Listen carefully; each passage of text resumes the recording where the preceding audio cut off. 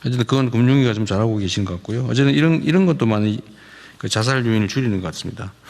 일자리 문제나 뭐 이런 거, 또 미래 전망에 관한 문제는 하여튼 요즘은 예를 들면 인공지능이 대세인데 인공지능을 어떻게 잘 활용할지를 잘 가르쳐서 취업이나 이런 데 도움이 되게 하는 교육도 중요하고요.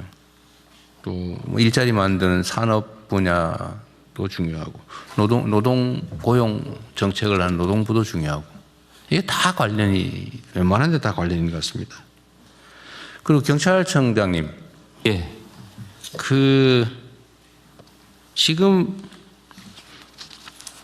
자꾸 자살 사건 보도나고 막 이런 거 있잖아요. 예. 흉악 범죄 그 언론에 보도나고 하는 거. 제가 알기로는 이런 거 원래 보도 안 하는 게 보도 윤리 지침으로 알고 있는데. 예, 그렇습니다. 저희도 이게 자살이라든지 뭐 이런 부분들은 언론에 안 나오는 게 좋기 때문에 저희가 최대한 저희가 뭐 이렇게 소극적으로 이렇게 하는데 이렇게 언론이 이제 경쟁적으로 취재하고 하다 보면 뭐 연예인 사건들이나 이런 사건들이 네. 종종 보도되고 그렇습니다. 그래도 일선 경찰을 좀 잘 관리하셔가지고 예. 이런 정보들이 좀 최소화될 수 있게 예. 하는 것도 중요할 것 같아요. 예, 그렇게 하겠습니다. 뭐 희한한 아주 획기적이라면 좀 그렇고 그런 거 말로 그래 자세히 보도해가지고.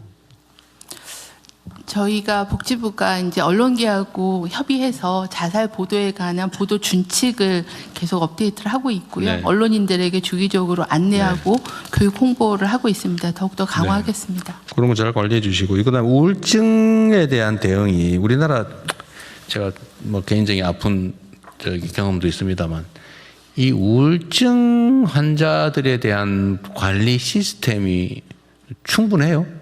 현재는 우울증을 좀 조기 발견하기 위해서 국민건강검진 항목에 우울증에 대한 그 스크리닝하는 것들을 포함해서 진행을 하고 있고요.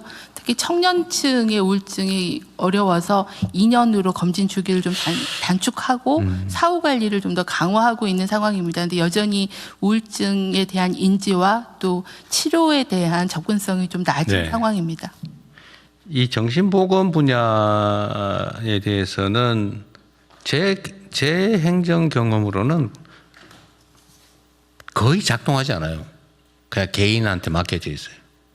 그래서 그게 그 아주 슬픈 결과를 만들기도 많이 하잖아요. 네. 또 정신질환의 특징이 본인이 질병이라는 인지를 하는 병식이 낮아서 네. 자발적으로 치료를 하기가 어려워서 주변에서 그런 부분들을 빨리 인지하고 연계하는 것들이 굉장히 중요합니다. 그러게요. 그게 하여튼 그런 거를 법률로는 강제적으로 진단하고 치료 기회를 부여할 수 있게 돼 있긴 한데 네. 그거 하면은 이제 막 저항하고 이러니까 그게 사회 문제가 되고. 저희도 사업을 해보면 그 자살 시도자나 이런 분들이 뭔가 정신건강 서비스를 받기로 안내를 해드리면 동의율이 굉장히 낮아서 그런 부분들에 대한 게 가장 애로사항이어서 그 부분을 어떻게 더 강화할 건가에 대해서 계속 논의 중에 있습니다. 그 정신보건 분야에 대한 정부 정책을 별도로 한번 논의를 한번 하면 좋겠어요. 내가 네.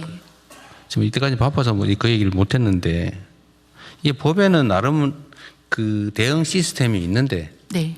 내가 그 법에 있는 대응 시스템을 적용하려다 포기한 것 때문에 내가 재판을 몇 년 받았거든요. 네. 황당무계 정신건강복지 계획도 중장기 계획을 5년 단위로 계획을 세우고 최근에 계획을 세웠는데요. 한번 정리해서 그러니까 일선 단체장이나 공무원들이 절대로 안 하려고 그래 그거를.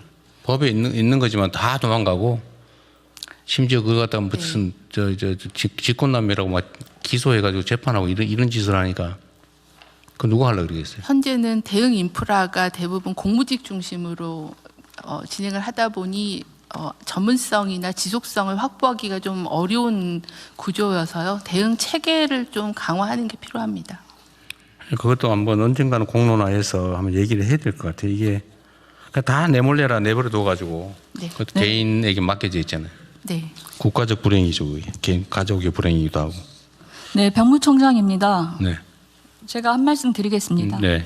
병무청도 범정부 자살 예방 5개년 종합계획에 그 수립에 참여해서 청년 자살률 감소를 위한 국가적 노력에 동참하고 있습니다. 네.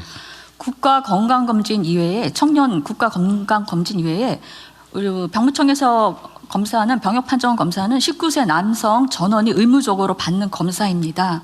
그래서 정신건강의학과 전문의와 임상심리사가 함께 참여해서 자살 고위험도를 네. 선별하고 자살 예방센터 등 관계기관과 연계해서 정신건강 서비스를 네. 제공받도록 노력하고 있습니다. 네, 안 그래도 그 얘기 한번 하려고 했는데 군내 자살자는 획기적으로 줄어들었더군요. 한 2, 3년 전이던가. 네, 군에 대한 거는 제가 정보를 갖고 있지 않습니다. 다만 병역 판정 검사에서 네, 네. 어쨌든 군은 어쨌든 대응책을 아주 잘 강구해서 많이 줄었죠. 네, 그렇습니다. 다행입니다. 그러니까 그게 정말 줄어도 그냥 몇십 프로 주는 게 아니라 확 줄어버렸던데. 지휘관의 지휘집중과 관심이 가장 큰 것 같습니다. 이제 최근 들어서는 이제 좀 범죄 좀 계절적인 요인이 있어서 좀 그런 요인이 좀 상습적인 요인이 있는데요. 네. 대체적으로 많이 줄었습니다. 체계적으로 관리한 덕분에 엄청 줄었던 거는 어쨌든 군의 큰 성과인 것 같습니다. 네. 그리고 인터넷에 이 자살 방조하는 거 있잖아요. 뭐 같이 동반 자살할 사람 모으고 뭐 이런 거 요새도 있겠죠. 이거 누가 관리합니까? 네, 현재 저희가 생명존중 희망재단의 유행 정보 대응팀이 있어서요. 여기서 인터넷상에 같이 자살할 사람을 모은다거나 자살 방법에 대한 안내를 한거나 하는 그런 위해 정보를 모니터링해서 그 부분에 대한 대응을 네. 하고 있고요. 자원봉사자가 한 1,200명 정도가 같이 이 감시에 대한 부분을 해주고 있는 그런 네. 상황입니다. 내가 하나 궁금한 게 있는데요. 그런 뭐 글이라든지 뭐 제안이라든지 이런 걸 인터넷을 뒤져서 찾아내는 거예요?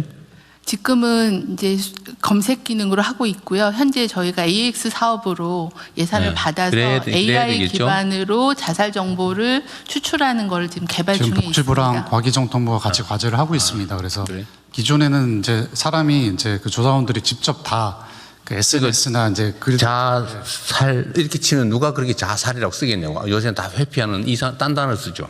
네. 그래서 옛날 같은 방식으로는 찾기 어려울 것 같아요. 네, 지금 뭐 다양한- 자연어 방식으로 찾을 수도 있고 어떤 뉘앙스 관련된 유행 정보를 찾기도 하고 관련된 SNS 글을 분석해서 이 사람이 어떤 자살 뭐 징조가 있다 그러면 사전에 좀 찾아냅니다. 그러니까 그래서 그게 사전에 찾아서 그 관련된 유해 정보들을 삭제하기도 하고 아니면은 또 그 119나 뭐 그 긴급 이제 자살 예방 기구에 이렇게 안내하는 이런 어떤 역할을 네. 올해 말까지 완료하고 상용화 예정입니다. 어쨌든 그 프로그램을 잘 만드는 게 중요할 것 같아요. 네, 잘 만들겠습니다. 다른 분들 말씀하실 거 있으면 하시고. 복지부 보고가 아직 안 남아 있어요? 예, 네, 다음 그럼 보고 하십시오. 네. 드리겠습니다. 네. 복지부 장관입니다. 자살 고위험군 대응 강화 방안에 대해서 보고를 드리겠습니다. 앞에 도식도를 보면은 자살 고위험군에 대해서 먼저 인지하는 단계에는 16개 부처가 취약계층을 지원하는 기관들과 연계해서 자살 예방 센터와 연계를 하고 있고요. 109 자살 예방 상담 전화와 SNS를 통해서도 위험군들을 확인하고 있습니다. 이런 위험군들이 발견이 되면 긴급 출동 및 긴급 지원을 하게 됩니다. 이 부분은 경찰과 정신합동대응팀 그리고 소방이 같이 협동해서 긴급 출동 구조를 하고 있고 응급의료기관을 통해서 치료와 대응 심리적인 상담을 지원하고 있습니다. 사례 관리는 주로 시군구에 설치되어 있는 자살 예방 센터를 중심으로 지속적인 사례 관리를 하고 있는 상황입니다. 그간 추진 성과와 한계에 대해서 말씀드리겠습니다. 각 부처가 운영 중인 취약계층 지원 기관에서 자살 고위험군, 자살 유발 요인을 가지고 있는 그런 사람을 확인할 경우에는 자살 예방 센터로 의뢰하는 연계 체계를 고용복지센터, 소상공인 지원센터, 서민금융진흥원 등 16개의 기관까지 확대하였습니다. 자살 예방 센터 인력을 26년에 센터당 5명으로 확대를 하였지만 여전히 충분하지 않아서 신속한 사례 지원이 어려운 한계가 있습니다. 자살 예방 상담 전화 109와 SNS 온라인 상담을 운영하고 있습니다. 지속적인 안내와 홍보로 상담 요청 건수가 큰 폭으로 증가하고 있습니다. 상담 대응 인력이 조금 부족해서 응대율이 현재는 47.3%로 낮아 확충이 필요한 상황입니다. 현장에서는 위기 개입팀과 경찰 합동 합동 대응팀이 자살 시도자에 대해 긴급 출동해서 대응하고 있습니다. 대상자가 살해 관리에 동의하지 않을 경우에는 강제화할 수 있는 수단이 현재는 없는 상황으로 이전의 위기 상황으로 다시 돌아가게 돼서 지속 관리를 하는데 한계가 있다라고 평가를 하고 있습니다. 올해 1월부터는 자살 시도자에 대한 응급실 치료비 지원 요건을 완화해서 지원 인원이 전년 대비 2배 증가하였습니다. 하지만 응급실 퇴원 이후에 또 사례관리 서비스로 연계하기 위해서는 본인 동의를 기반으로 하고 있는데 동의율이 낮아서 지속관리가 좀 어려운 상황입니다. 보건복지부는 자살 관련 긴급 상황에 초기부터 적극 개입하고 긴급 심리지원, 일시보호, 사례관리 등 전 과정에 걸쳐 누락 없이 대응하는 체계를 강화하도록 하겠습니다. 먼저 자살 고위험군 발굴을 강화를 위해서는 취약계층 지원 기관과의 연계를 지속적으로 확대하고 현재는 정보 시스템 연계를 추진하고 있습니다. 109 상담 인력을 확충하고 좀 전에 말씀드린 AI 상담 지원 시스템을 도입해서 응대율과 또 상담의 질을 높이겠습니다. 자살 시도자 발생 시에는 신속한 초동 대응과 적극적인 개입을 위해서는 경찰 및 정신합동 대응팀을 18개소로 확대하고 또 응급실의 대응센터도 더욱 98개소로 확대해서 자살 시도자에 대한 상담과 지원을 강화하겠습니다. 자살 관련 긴급 상황 대응 시에는 경찰, 소방, 자살 예방센터, 응급의료 기관 등의 연계 조정을 위해서는 24시간 긴급 상황을 총괄 관리하고 조정 연계할 수 있는 체계를 마련하는 것이 필요합니다. 이 부분에 대해서 확보를 해서 고위험군에 대한 긴급 출동, 상황 관리, 사례 관리에 대한 사각지대가 발생하지 않도록 하겠습니다. 지역사회에서 지속관리 및 지원을 강화하겠습니다. 자살 시도자가 긴급 구조된 이후에는 안전과 회복, 사례관리 연계를 위해가 신속하게 이루어지는 게 필요해서 일시적인 보호를 하는 일시보호 체계를 도입하겠습니다. 또한 미동의자라 하더라도 즉각 개입 및 지원이 가능하도록 법적 근거를 마련 중에 있습니다. 또한 자살 사망 유족에 대해서는 법률, 주거 등 원스톱 지원 사업을 전국으로 올해 확대하고 자조 모임도 활성화하겠습니다. 자살 예방센터 인력을 좀 더 확충해서 고위험군에 대한 신속한 지원 체계가 작동할 수 있도록 하겠습니다. 이상 보고를 마치겠습니다. 네. 그 자살 관련 상담 인력이 150명이다. 109가. 근데 109라고 하는 거를 저는 오늘 그 번호 처음 듣는데 뭐 전에 들었겠지만 잊어버렸겠죠. 아마 오늘 회의 끝나면 또 잊어버릴 건데. 네. 109번 전화를 자살 상담을 해야 되겠다라고 마음먹고 누군가가 건다는 거예요? 네, 지금 전화가 한 35만 건 정도 전화를 받고 있고요. 연간? 네. 그런데 이제 근데 150명이 그걸 응대하고 있다고요? 지금은 현재는 한 103명 정도가 응대하고 103명 정도가 응대하고 있고 150명이 정원인데 왜 103명이에요? 예산이 좀 충분치 않아서 예산 기반으로는 한 120명 정도가 정원이고요. 계속 뽑고 있는 그 기획 예산처럼 왜 예산을 안 준 거예요? 아니면 제가 살펴보겠습니다. 자살 예방 관련해서는 그래도 작년 대비 올해 예산이 한 30% 이상은 증액되었습니다. 아, 그래요? 네, 지금 저 인력 관련해서는 제가 다시 한번 살펴보겠습니다. 그냥 제가 그 비전문가 입장에서 한번 의견을 한번 내보면 어떤 사람이 자기의 이제 인생을 그만둘까 말까 이런 고민을 하면서 어딘가에 전화를 했단 말이에요. 네. 근데 시간 없다고 끊고 이러면 진짜 더 죽고 싶을 것 같아요. 네, 이 109 전화의 특성이 굉장히 상담 시간이 길죠. 하루 종일 한 10시간이라도 들어주고 그래야 되는 거 아니에요, 원래? 그래서 이제 그런 장기 상담자가 많다 보니 그 응대율이 좀 낮아지고 있는 분들. 근데 전화했는데 전화가 띠띠띠고 안 받아요. 내가 또 했는데 안 받아요. 확 그냥 아우 그럴 것 같은데. 현재 109 전화가 연결이 안 되면 저희가 이제 지자체가 운영하고 있는 자살예방센터나 정신건강복지센터로 연계하게 전화를 연계해서 지자체 전화로 좀 연계하고 있는 그런 상황입니다. 아, 그러면 그 전화하는 사람이 어딘가에 누군가 통화는 되긴 돼요? 109가 안 되면 지자체로 연계하게 연계 시스템을 만들어 놨는데요. 자동으로 넘어가요? 본인이 근데 그 사람은 대상자가 누군지 상담자가 누군지 모를 거 아니에요?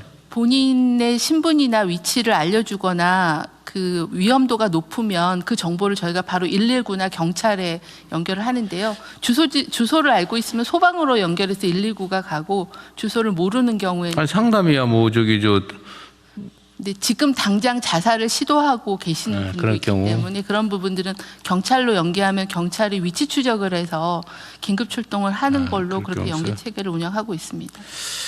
근데 저는 이 우리가 이제 국가 재정 역량 그다음에 대한민국이라고 하는 국가가 가진 뭐 역사적인 위상이랄까 이런 거 생각했을 때 누군가가 내가 정말 죽을지 살지 한번 이 전화 한번 해봐야지 마지막에 할 때도 없고 상의할 때도 없어. 그런데 그 전화를 돈이 없어가지고 못 받았다 인력이 없어서 못 받았다 이거 말이 안 되는 것 같아요. 네, 응대율을 높이는 게 필요하고요. 100% 협의해서 최소 100% 할 수 있는 정도를 확 늘려서 대응을 바로 해주면 어떨까요? 저희가 한 200명 정도가 적정하다라고 보고 있습니다. 그러면 지금 저 200명 하려면 96명 더 뽑아야 되잖아요, 그죠?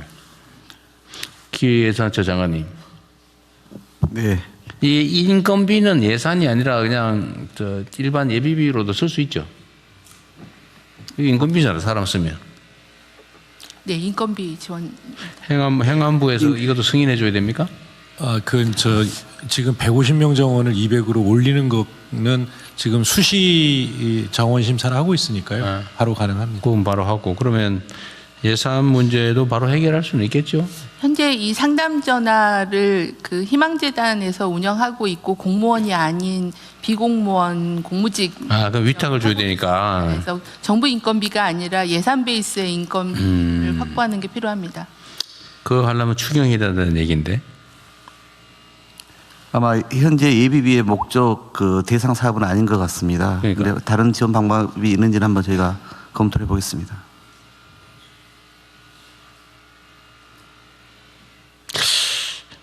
복지부나 다른 데서 좀 신경을 써가지고 일단은 임시로 민간 지원을 좀 받아보고 이러다 또 제3자 뇌물죄로 걸리는 거 아닌가 보겠다.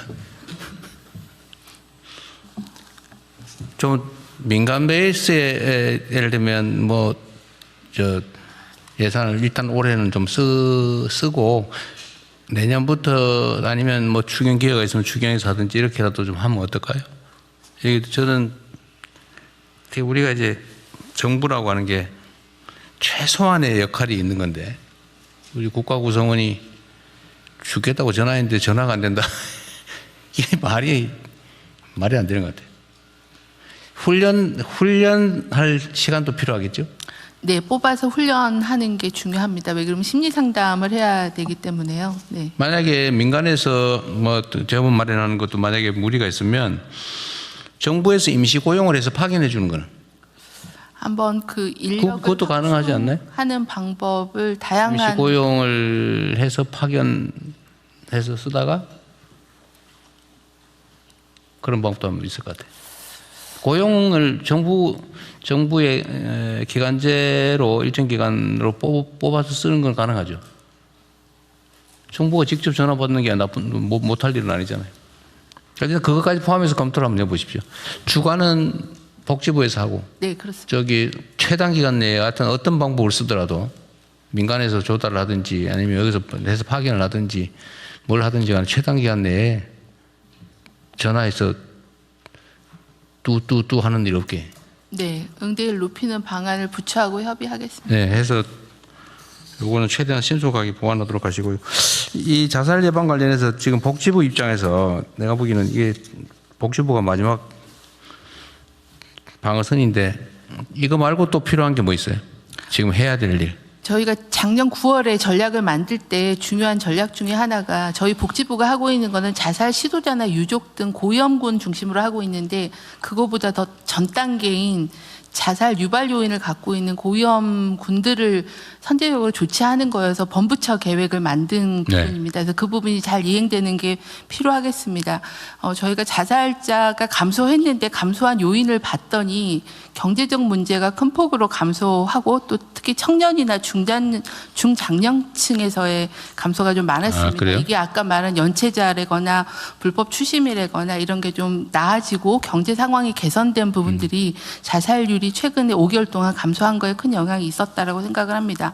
두 번째는 지자체가 지역 특성에 맞게 그 자살에 대한 요인과 대책을 마련하는 게 굉장히 중요하다고 생각합니다. 중앙에서 일괄할 수가 없고 지역별 대책을 강화하는 게 필요해서 행안부가 올해 조직을 만들어 주셨는데 그 조직이 제대로 가동해서 지역별 자살 맞춤형 대책을 좀 더 강화하도록 하는 두 가지 본부처 노력, 지자체 노력 네. 중요할 것 같습니다. 그 관리 예를 들면 이제 중앙 정부가 하는 거는 그래도 뭐 이렇게 직접 대통령, 총리 이렇게 막 직접 챙기고 이러면 조금은 좀 긴장이 유지될 텐데 지방 정부 쪽으로 가서 다시 거기서 또 위탁 기관으로 가고 뭐 이러면 네. 거기에 긴장도는 사실은 그렇게 높지는 않을 수 있죠. 현재는 보건소 중심으로 의료적 대응만 하고 있는데 이제 본청에다가 자살팀을 만들었고 이제 그 팀이 복지, 고용, 노동 그러니까 저희가 지금 본부처 노력하듯이 지자체에서도 본 분야 노력을 같이 하도록 체계를 네. 만드는 중입니다. 아직은 어쨌든, 시작 단계라고 네, 봅니다. 시작 단계. 장관께서 직접 하시든지 해가지고 하여튼 자살 문제는 우리 사회가 지금 전 세계적으로도 이런 망신도 없고 네. 그다음에 누군가가 태어나서 뭔가 외부 요인 때문에 인생을 스스로 그만 살아야 된다는 건 너무 잔인한 일이잖아요. 이게 말이 안 됩니다. 이 대한민국의 현재 위상으로 보건데 이렇게 자살자가 많다는 거는. 그래서 중요 국가 과제니까 네. 지방 정부들이 뭘 어떻게 하고 있는지 또는 그 수탁 기관들이 뭘 하고 있는지는 직접 좀 챙겨보세요. 네, 그렇게 한번 만나서 얘기도 한번 들어보시고요. 그 실제 어떻게 작동되고 있는지도 보고 가끔씩은 그냥 이름만 걸어놓고 안 하고 있는 그런 데도 있을 수 있거든요. 저희가 잘 챙겨보시기 지자체 실행 계획을 매년 받아서 검토하고 있는데요. 좀 더 현장 점검과 컨설팅을 강화. 서류는 뭐 맨날 쓰던 거 잘 씁니다. 네, 네. 네. 대통령 국가유산청장입니다. 네. 제가 국민 한 사람으로서 대학을 또 오랫동안 학생 가르친 입장에서 보면요. 결국은 주변의 지인이라든가 주변 식구라든가 이런 분들이 초기 내용을 잘 알 것입니다. 그런 것을 전 국민 캠페인을 같이 해가지고 각자 잘 사는 나라 캠페인도 필요할 거라고 생각합니다. 네. 저 문체부 장관입니다. 그 자살 대응에는 종교계 역할도 매우 중요한 것 그렇죠. 같습니다. 네. 상담을 받아줄 수도 있고요. 또 생명 존중 문화를 조성하는 데도 필요해서요. 종교계와 함께 지금 여러 노력을 하고 있습니다. 또 하나는 대중예술인들의 역할인데요. 이분도 저희가 고위험군위에서 관리도 하고 있지만 이들이 공동체에 긍정적인 메시지를 던져주는 것도 좋은 일이어서 네. 그런 캠페인도 같이 지금 진행을 하려고 하고 있습니다. 천주교에서 이게 자살 예방 사업을 좀 많이 하는 편이죠? 네, 그렇습니다. 네. 대통령 기후 장관입니다. 제가 구청장 할 때 실제로 좀 해봤는데요. 주민들하고 제일 가까이 있는 사람들이 통장 반장들입니다. 네. 그 통장들은 수당도 주고 있는 상황이라 통장의 역할 중에 하나로 소위 생명 지킴이 역할을 구체적으로 부여하고 주민들 가장 가까운 곳에서 그 징후가 보이는 사람들을 관리하거나 연계해 주는 역할을 통장의 공식적 역할로 부여하면 훨씬 더 밀접하게 지원할 수 있을 거라고 판단합니다. 그것도 괜찮은 생각이네요. 거기 그러면 또 왜 일 시키고 돈 안 주냐 그럴 가능성이 있으니까 그 성과 보상을 하면 되겠네. 뭐 예를 들면 그런 사례를 찾아낸다든지 기여하면은 성과 보상을 하는 걸로. 예, 통장들에게 그런 과제를 주는 것도 방법이고요. 그것과 함께 지금 새마을운동 중앙회가 한국생명존중희망재단하고 같이 이제 민관 협력 자살 예방 사업을 하고 있습니다. 그래서 새마을운동. 예, 전국적으로 새마을 지도자들이 이제 통장과 함께 그런 역할을 하게 하고 또 그다음에 상담원 경력이 있는 새마을 지도자들을 좀 모아서 교육을 시켜서 우리 상담원으로 그러니까 지금 당장 인력 충원이 어렵다면 자원봉사자를 그 상담 센터에 네. 예, 그 배치를 하는 방법도 모색해 보겠습니다. 소위 간변단체 중에 새마을 단체가 제일 열심히 하죠. 요새 대외 원조 사업도 잘하고 있는 것 같은데. 그렇지만 내가 새마을 한번 보기로 했는데 어떻게 되나? 비서실 네, 일정 준비하고 있습니다. 하고 있어요?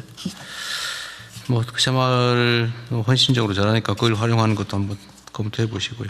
또 예.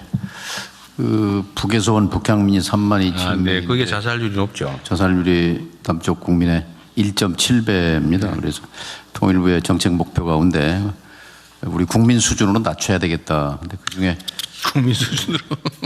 네. 그 공공기관의 북향민 고용 한 명도 안 하는 데가 한 절반쯤 됩니다. 그래서 그게 의무인가요? 그 인센티브를 좀 제공하게 돼 있는데요. 예. 그 저번에 서울시에 그 고용했다가 빨갱이로 몰려가지고 난리 나지 않았어요? 예, 그런 케이스도 뭐 있었습니다만 아무튼 공공기관에서 북향민 채용을 좀 해주면 크게 도움이 될 것 같고요. 하나재단이 있는데 하나재단이 이제 북향민 돕는 그 생활안전 같은 걸 도와주고 있는데 거기에 주 임무를 자살자를 낮추는 그런 쪽으로 지금 전환하고 있습니다. 네. 지금 북향민이 37,000명? 2,000명? 네. 네, 법제처장입니다. 네. 예, 그 자립 준비 청년이라고 있습니다. 그 아동 네. 보호 시설에서 이제 주로 이제 고아나 학대 가정에서 수용돼 있다가 18세가 되면은 사회로 진출합니다. 연간 2,000명입니다. 근데 그 자살 사망자 수가 일반 청년의 10배라고 합니다. 여기는 사실 수용 그 시설에서 관리가 되고 있기 때문에 평소에 이제 집중적인 그 심리 상담 지원을 하게 되면은 상당한 예방이 될 것으로 보여집니다. 그 언제 자살을 한다는 거예요? 그 기관 안에 있을 때 아니면 기관에서 나왔을 때? 나와서 보통 5년 내에 많이 그런 사례들이 있다고 합니다. 그래요?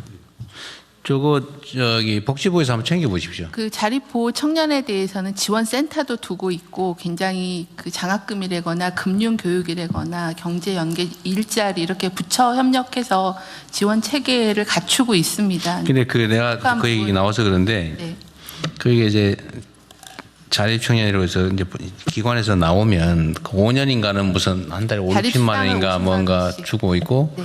그다음에 목돈으로 이제 중앙정부는 아니고 그 네. 지방정부들이 뭐 500만 원, 1000만 원, 1500만 원 이렇게 일시금으로 주잖아요. 자립 정착금을 1,000만 원 내지 1,500만 원 그 정부에서 지급하는 건 없죠. 지자체가 주고 있습니다. 지방정부가 하죠. 네. 그리고 지자체 하지 말고 지방정부 하라고 했는데 내가. 네. 지방정부가 주고 있는데 좀 격차가 있습니다. 그래서 저거는 할 수 없고. 예. 근데 그게 일시불로 주는 금액이 꽤 되다 보니까 네. 그것 때문에 사고가 꽤 난다고 하더라고요. 네. 그래서 금융이나 경제 교육을 하고 있고요. 저희가 5월 7일 날 금융감독원하고 MOU를 해서 이런 자립 청년들에 대한 금융 교육을 좀 더 1대1 멘토링을 강화하는 것들 이런 것들도 하고 있고 또 취약계층에게 금융 아까 말씀하신 불법 금융에 대한 대응 방법, 정신적인 상담 이런 거를 연계하도록 하겠습니다. 그것 때문에 사기, 갈취 뭐 이런 사고들이 꽤 난다고 하더라고요. 네. 그런 사례들이 거기에 대한 좀 대비책을 좀 잘 강구하십시오.